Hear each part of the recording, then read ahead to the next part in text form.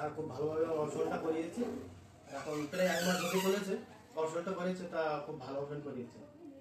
So আজকে আমার সাথে আছে নিমাই একটা নাকের অপারেশন হয়েছে। নিমাই যখন এসেছিল আমার কাছে, নিমাই প্রবলেম ছিল একটা নিঃশ্বাস নেওয়ার অসুবিধা, তার জন্য বুকেও একটু ব্যথা হতো।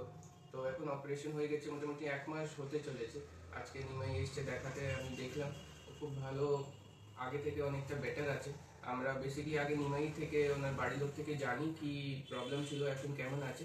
তারপরে আমি এই অপারেশন নিয়ে কিছু কথা বলবো, যেন আপনারাও জানেন কি এই সমস্যার কি ট্রিটমেন্ট আর কি কি সলিউশন আমরা দিতে পারি ইএনটির মাধ্যমে।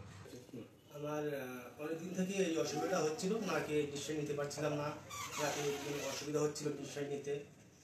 তো সিয়াম স্যারের আমি দেখেছি বা দেখিয়ে সিয়াম স্যার আমাকে বললো এই সমস্যা, এই অসুবিধা হচ্ছে, অপারেশন করতে হবে।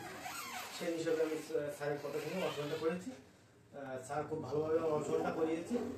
এখন প্রায় 1 মাস হতে চলেছে অপারেশনটা করেছে, তা খুব ভালো অপারেশন করিয়েছে। নিঃশ্বাস পাচ্ছেন? হ্যাঁ, এখন বেশ ভালো নিঃশ্বাস আমি পাচ্ছি, কোনো অসুবিধা হচ্ছে না। তো নিমাই আমি নাকটা দেখলাম, কিছু জমে ছিল সেগুলো ক্লিয়ার করলাম, অনেকটা ভালো মানে নিঃশ্বাসের রাস্তা হয়েছে। নিমাই যেটা প্রবলেম ছিল, নাকের হাড় এক সাইডে ব্যান্ড ছিল অনেকটা, আর অন্য সাইডেও একটু ব্যান্ড, মানে এস শেপ ছিল, আর মাংসটা ফুলে ছিল, তার জন্য নিঃশ্বাসের কষ্ট হতো। তার জন্য অনেক সময় বুকে জোর হয়, অনেক বুকের কষ্ট হয়, স্বাভাবিকভাবে বুকের কষ্ট, বুকে ডাক্তারবাবুকে অনেক সময় দেখায়, অনেক সময় ইনহেলার নিয়ে থাকে পেশেন্ট। কিন্তু সমস্যা হচ্ছে নাকে, যে নিঃশ্বাসটা প্রথম আমরা নাক দিয়ে ঢুকি, যদি এইটাতে আমাকে কষ্ট হয় তাহলে পুরোটাই আমাদেরকে একটা জোর করে কাজ করতে হচ্ছে।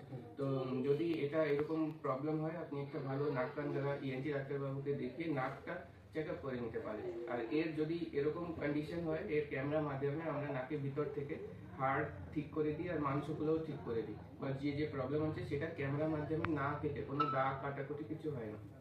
তো এটা একটা লাইফ চেঞ্জিং অপারেশন, যার পরে আমি দেখেছি অনেক সময় অনেক পেশেন্ট আছে যারা মিলিটারিতে যাচ্ছে, ওদেরকে দৌড়াতে হয় আর ওরা হাঁপাচ্ছে, নাক দিয়ে নিঃশ্বাস পাচ্ছে না। তা এই অপারেশন করে অনেকটা বেটার কাজকর্ম করতে পারে।